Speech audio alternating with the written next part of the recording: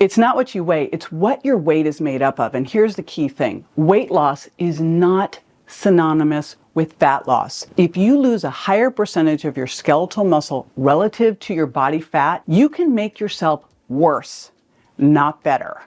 Now, here are 4 things that should be non-negotiable before starting a weight loss plan. Number 1, you gotta know your numbers. You gotta know your starting point, and then you've got to track daily to ensure that you are improving your body composition. So what is body composition?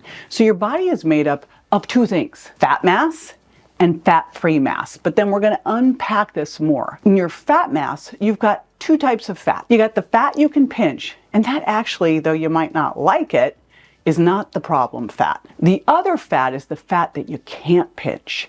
That's called visceral adipose tissue. That's the fat around the organs. And this is the fat you really have to monitor because this is the fat that is problematic. You can see this by doing a bioimpedance scale, specifically a DEXA scan is the best thing we're going to do for this, but also you can track it by using a simple tape measure and doing a waist to hip and a waist to height to be able to monitor this and make sure you get into the ideal range. Now, that's fat mass. Fat-free mass is everything else. And within that, you have skeletal muscle, you have organs, you have bones, you have veins, you have arteries, and 3% of that fat-free mass actually supports your fat mass. And what you really can change in that fat-free mass, obviously, is skeletal muscle. And that ultimately is what you want to know. Now, you want to know what your weight is made up of, your body composition. And the single best way to do this is to get something called a DEXA scan. In my perfect world, we would get rid of all of the scales at the doctor's offices, and we would have a DEXA scan or at least an in-body or Tanita bioimpedance scale. But the DEXA is the best one to start. It's really the gold standard. And the DEXA is going to give you that visceral adipose tissue. And your norms for the visceral adipose tissue is as low as possible, right? But you definitely want at least 10% of your overall body fat. Remember, more body fat, you'll have more visceral adipose tissue. That's not a good thing. Then at DEXA, you'll also be able to unpack from that fat-free mass and find your skeletal muscle mass. For that, there's something called an appendicular lean muscle index or appendicular skeletal muscle index. You want to be in the upper 25% for your age. More importantly, you want to know that number because as you're losing weight, you want to make sure you're holding onto or building muscle while you're burning fat. Now, a little caveat here. If you've got a lot of weight to lose, likely you're going to lose some muscle. But as you get closer to where you want to be, your body tends to lose more muscle, but that's when you really need to hold on to it. Right? So this is why we really want to monitor it. Now, obviously, you're not going into a DEXA every week. That wouldn't make sense. So here's what you do. You go do a DEXA, you come home, and you get a bioimpedance scale, and you compare it. Now, my bioimpedance scale tells me that my body fat is twice as much as my DEXA scan does, but I use it to compare and just to make sure where my total body water is, where everything is. I do the bioimpedance scale at home every single day. There's all these scales now that have Bluetooth on your phone, so it will track it for you. And then I take the weekly average because your weight's going to go up and down. Note, if your weight goes up a lot or goes down a lot in a day, something's up. Either you're dehydrated, either you had a food reaction, create a lot of inflammation. That's why we toss out numbers and take the average, and we're really looking for trends over time. With bioimpedance, one of the cool things you'll see is total body water, and you really want to make sure that you're keeping your muscles well hydrated. And again, I talked about at home, not only doing bioimpedance, but using a simple tape measure to know your waist and to have a waist to hip and waist to height. So that's the first thing is we've got to not only know our starting numbers, but continue to monitor throughout and approach this as a detective. The scale is not a mean friend.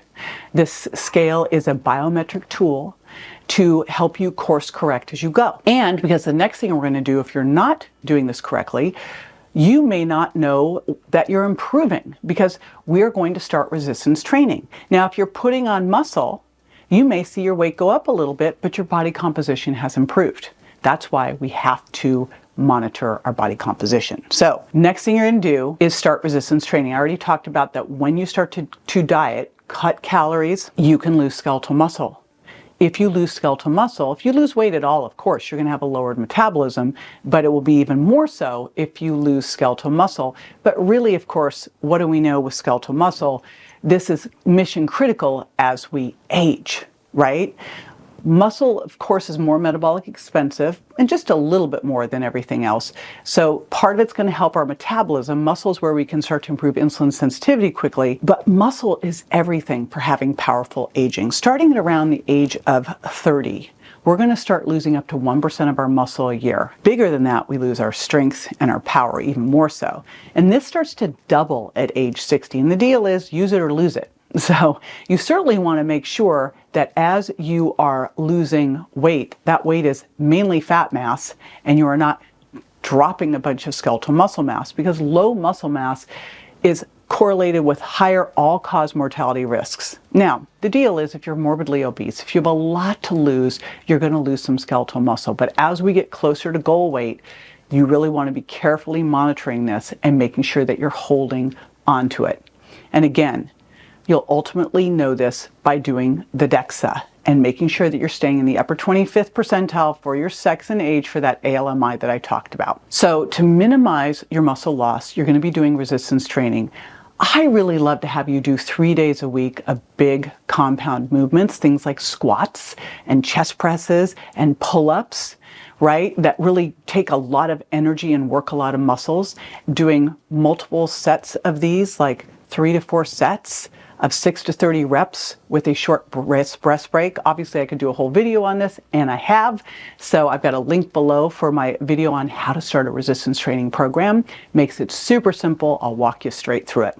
So after resistance training, the next one is I want to make sure that you are eating protein first and you're optimizing your protein intake, because it's going to do 2 critical things for you as you go on this program. Number one, it's going to help you hold on to and build muscle. Can't build muscle as we get older without having the building blocks, those essential amino acids.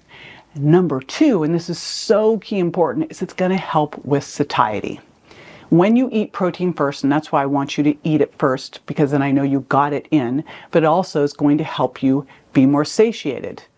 I always think about I've done a couple cross-country drives, and there's a Texas steakhouse that's like, you know, if you eat, I don't know, whatever it was, some insane amount of steak, like dinner is free. And I was like, well, yeah, because no one could eat that amount. Now, they might be able to eat 10 boxes of cereal that were the same calories, but we get too full with protein.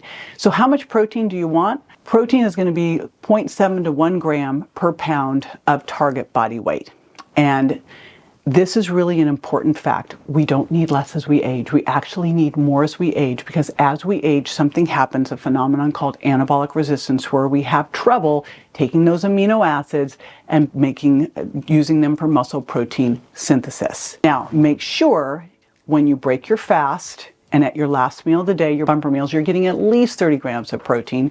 More is probably better. And if it's plant-based, you're definitely going to need to get more so that you have enough leucine, and this is something I learned from Dr. Donald Layman, to trigger muscle protein synthesis. And then make sure you get enough overall throughout the day.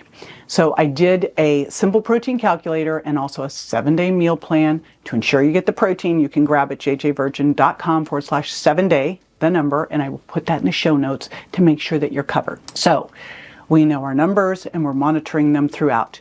We are doing resistance training to maintain and build that skeletal muscle mass. We're getting the protein for satiety and to make sure that we have the essential amino acids we need to build the muscle mass.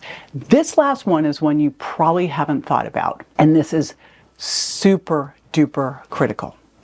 So the toxins are all around us. They're in the air we breathe, the things we drink, what we're touching. Even if you are trying to be as clean as possible, you can't avoid them. And the deal is, our body stores toxins in fat. Now, obviously, we want to be getting this stuff out on a regular basis. We want to avoid our exposure and get things out on a regular basis, but we all have toxins stored in us. There's been enough research to show this. When you lose fat, you free up toxins. So what you don't want to have is all these toxins running wild, going rogue in your body. So you've got to make sure that you can get them out. How do we get them out? We sweat them out, we pee them out, we poop them out.